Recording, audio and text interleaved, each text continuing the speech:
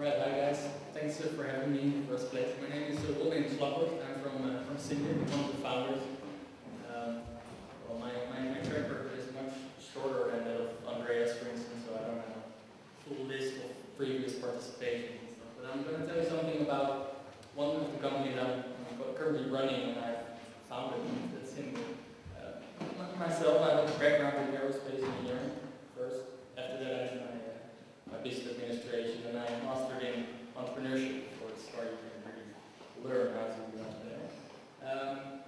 Well, same with the equity gap we have covered, just like the guys from the panel said earlier. What we see in Europe is that it's really difficult for entrepreneurs to attract capital really to make that first step, like the 20K or the 350K range, just to make the first step and create some value in order to go to an angel or to a VC. Because in this range, many VCs will not even look at your proposal. Maybe there are some, but most of them won't. And angels also, especially in the Netherlands, they want to see some revenue first before they start investing. That's how we came up with the product named Syndicate. I want to start with why did we start the company. I'll give a little introduction. First the why, then the how, and then what about our company. I mean, I stole this from a guy named Sinek, basically structured how you look at things. So why does Syndicate do what it does, basically? What we see, I'm building my case for the Netherlands, but what you see basically is this in the whole Western world, especially in Europe. This is a problem we've seen all over the place. That there's an unmet demand for equity for small companies of 200 million to 1 billion each year, only in the Netherlands. And that's in the range from 50,000 euros to 350,000 euros. It's expected that even this demand will go up because of new regulations for banks. Basel III will need banks to have more solvability in the company in order to give them a loan. So this will rise, and the cost of debt are becoming too high for most early stage companies and also startups. So what do we see is that there's a lack of cost-effective, standardized, and legally sound distribution methods for equity. So what I'm trying to say is it's really difficult to get equity to an investor or a smaller investor. Of course, you have angel investors, but getting that really efficiently is pretty difficult. There's a large administrative burden, limited and inefficient matchmaking of services and services. There are many unstandardized methods. I mean, the questions about valuation is really valid. What's a company worth, especially in the early stages? What do I need to invest? Most investors have their own Excel sheets calculating the valuation, and if you go to one investor, you might be worth $1 million. The other would say maybe you're only worth 100K. Really depends. Also, what you see is there are very few players, so we have very inefficient markets for that. What about angels and VCs? Well, this is in the Netherlands, but pretty common in most countries. If we look at the range of 50K to 350K, the range we're focusing on really early stages, angels in the Netherlands roughly invest 50 million.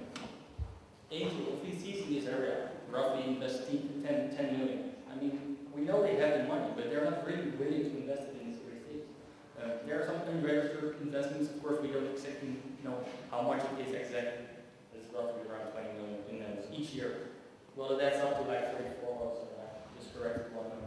It's 45 in this case, million in a year. But we need 200 million up to $1 billion. So there's a big gap how to structure this. They would have to increase their spending 10 times the amount they already do in order to get close to filling the gap that's there in mandatory investment. So what is the result? There's no bridge towards follow-up money for growth. So with your friends and family, they invest like the first 10,000, 15,000 euros. They get you started, and you can get your style, you can get your logo, but you don't can really start developing. We see that there's more and more limited access to banking financing due to a lack of solvability. So companies have too little equity in their companies in order to get a loan to maybe grow or get further. So it's basically a frustrated financing cycle for entrepreneurs this way. This is basically when you visualize it. Where Syndicate is focusing on is basically bridging this gap from friends and family towards informals and venture capitalists and basically to get your first revenue. Professional investors, period, don't want to invest in companies without any revenue. There are exceptions, but so how does Syndicate do it? So we're shooting where should the money come from? We need 200 million, up to 1 billion each year. VCs and angels are not doing it at this moment. What we do know is that there currently are 1 million already investing households in the Netherlands. They are already investing on online brokers and the stock market. Their current portfolio size at this point is 102 billion. So they've already invested in stocks on the stock market for 102 billion euros at this point. Additionally, just in Holland, we only have like 16 million inhabitants, but we have also 350 billion of savings on our bank account. So that's where you would see, well, if you would try to get that money to these early stage companies, we would only need 0.2% of their current portfolio sizes into the early stage companies. And if you take the savings into account, you would only need 0.05% of all that money in order to basically fill the gap. So when we compare informals who are currently investing sort of in these early stage companies with the online private investors, and what we see now in the current environment, so we see some sort of mismatch. You know, their target markets are different, but why are they different? I mean, if you look at the minimum investment of an informal, it's like 15,000 euros. Below, they won't even bother getting into the whole negotiation phase or whatever. Their average ticket size is 18,000 to $500,000. When we look at a private investor, they can start investing from €1 if they want. Their average order is 2,000, not 15,000 or 18,000. But when you look, what's the motive for all those guys to invest? Well, they all want to create some value. They want to increase their value they already have. What's the demographic? I mean, most of the times it's older men. Research, that's just how it is. Older men investing in young entrepreneurs. The potential return for an informal could be multiples. I mean, could be, of course, if there is any. The chance of losing some, I mean, there's a 50% chance that you get break-even or get a potential return. That's shown from research. But if you invest in the stock market, the returns are usually like 0 to 10%. So it's pretty, much more limited. What's the impact on the result of your investment? I mean, as an informal, you can do your screening, you can go to the guy, you can ask him how and what the company's about to be doing on this already. I mean, when you invest on the stock market, I mean, you're basically bound to macroeconomic factors or numbers. You as a private investor have very limited impact on it. Your power is very limited. The investment process for informals, mostly done offline. Of course, the next speaker will kind of disagree, but most of the real deal making is being done offline. While for private investors, the whole transaction is done online. So, what we basically see there's a mismatch between the process and the target market that's currently being served. So what are we trying to do? We're trying to make a platform. Well, we already did make a platform. It enables you to invest in early stage companies like as easy as it would be to invest in the stock market. You can invest from 20 euros upwards. All transactions are fully handled and managed online, so you don't have to do anything on it. You have online portfolio management, you have online reporting by the companies you're invested in. All the information is available online. There's a quality control of the propositions by trusted partners, so we work with banks, we work with VCs, we work with AT. So we're not deciding what's a good company, we're working with those partners. And all the acquired shares are tradable, so you can exit at the moment you would basically. Additionally, we give you a direct contact with the entrepreneur. If you invest in Shell or you invest in Exxon or something in the stock market, there's no way you can have any influence of what's happening really in the company. Maybe that's good. It's also, for many people, it's fun to be a co-entrepreneur with online voting, so you don't have to go to meetings. It's all being done online. We don't need a signature, we don't need a passport, so it's all like buying a pair of shoes in a web shop, but now you can buy equity, legally sound and safe way. Well, if we look at these characteristics again, we have this mismatch, I already showed you this. If we put Simlit into the equation, what we then see is, and if you look at the total market that needs like 200 million, if we take Simlit into the equation, we can access this 102 billion of current portfolio on the stock market and try to get them to invest in early stage companies. They can already invest from 20 euros upwards, like they're used to. creation. And who can invest? Mostly older men still, but anyone could join. But for much more liquidity than just what the older men are willing to invest as well. You can have multiples of income instead of just the 0 to 10% you could usually get on the stock market. You can have the screening experience. It does have influence on your investment instead of the macroeconomic factor, so that's, we think that's a plus. And the investment process is fully online, like investing on the stock market. So if you have the old situation of like 45 million current informals and VCs, you have this big hole of money you need to fill. That's more than 200 million. So what Simon is trying to do is, well, we try to take over some of the smaller tickets for angels. So we're trying to, if they just want to invest 15K, they do the deal making, they get a seat at the table. What we do is, if you want to invest just 5K or 2K, just do it via our system. You don't have to hold the hassle, all the administrative burden is taken away from a deal leader or an angel network. It's just all processed online, and we get this big pile of potential capital into the early stage company stock. That's what we're trying to do. So what we do is it opens the door to a whole new asset class for private investors, online private investors, by offering an investment environment with the characteristics of investing in the stock market, but then for early stage company stock, potentially create a new freeway for 102 billion euros to enter this market.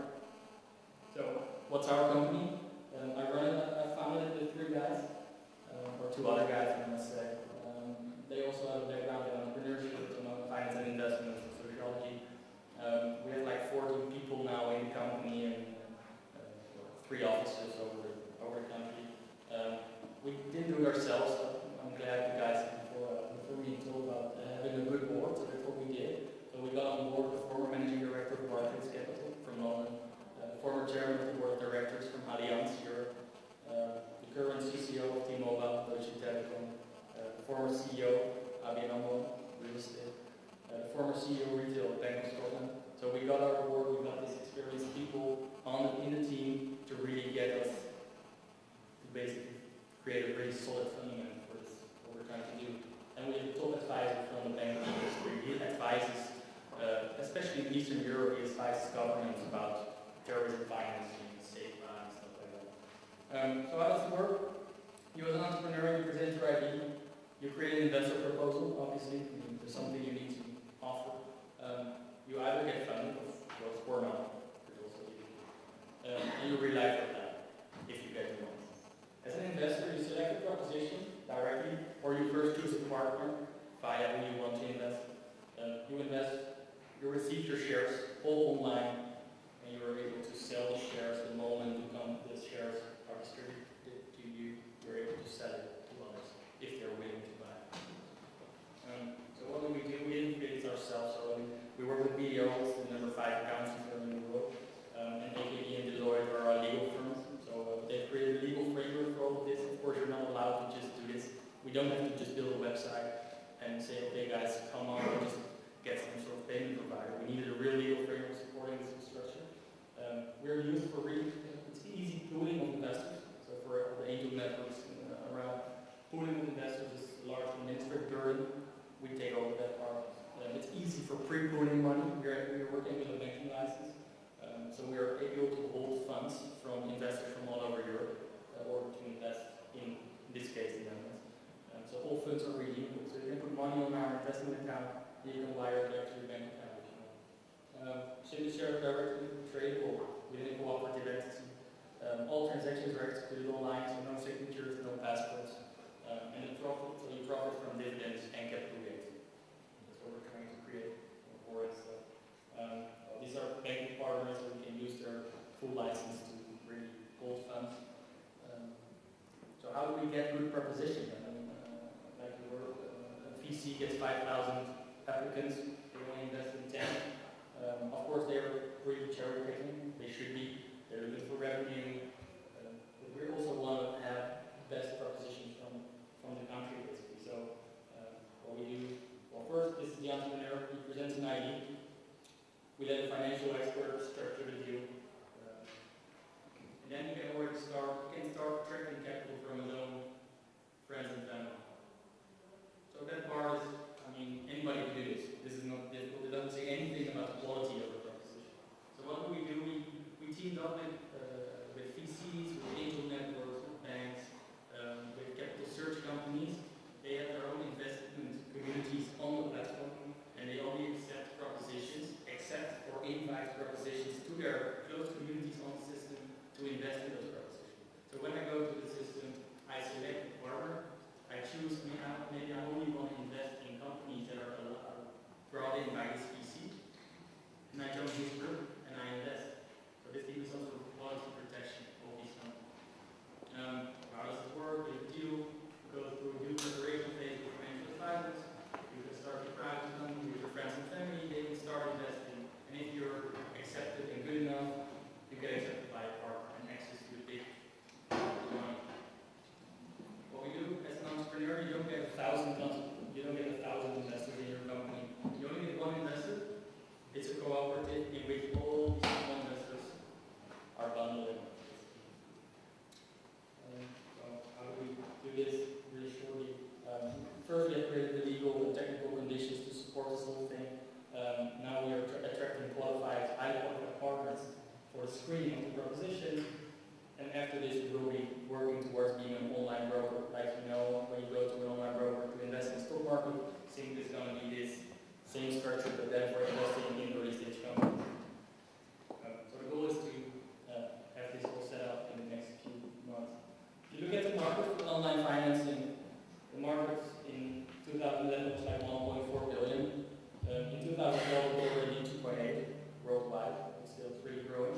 There are several types. You might have heard of the term crowdfunding. We don't really like to use it because we are doing equity financing.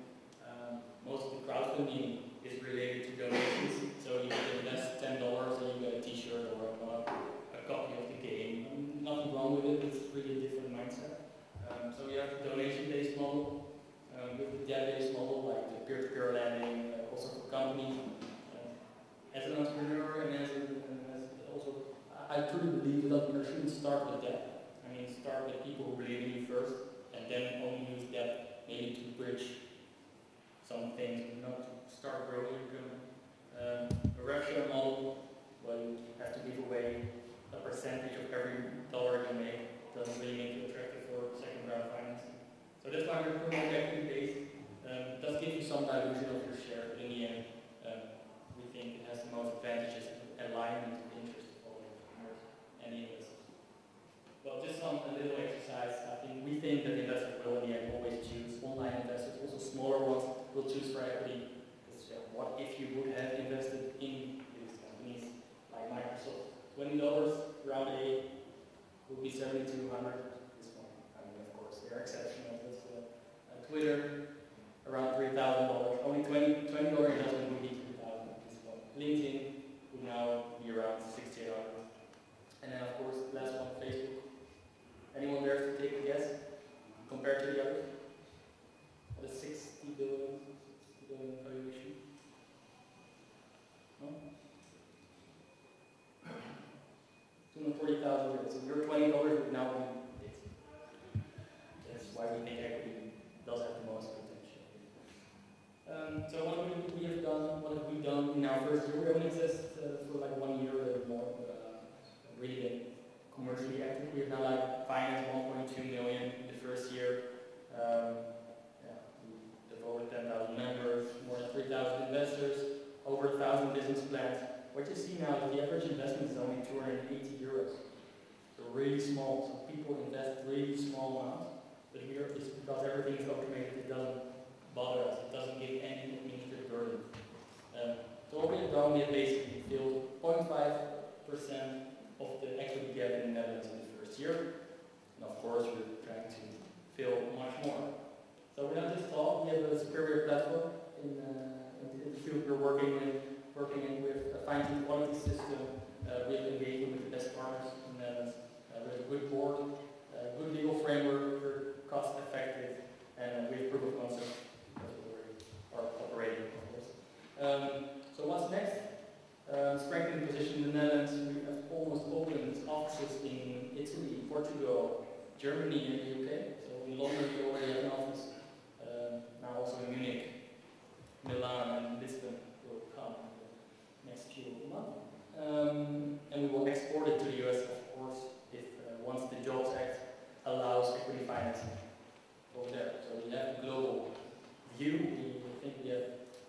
be big, but it needs to be allowed by the legal operators. So we try to become the most effective company for early stage investments in the world. Thank you.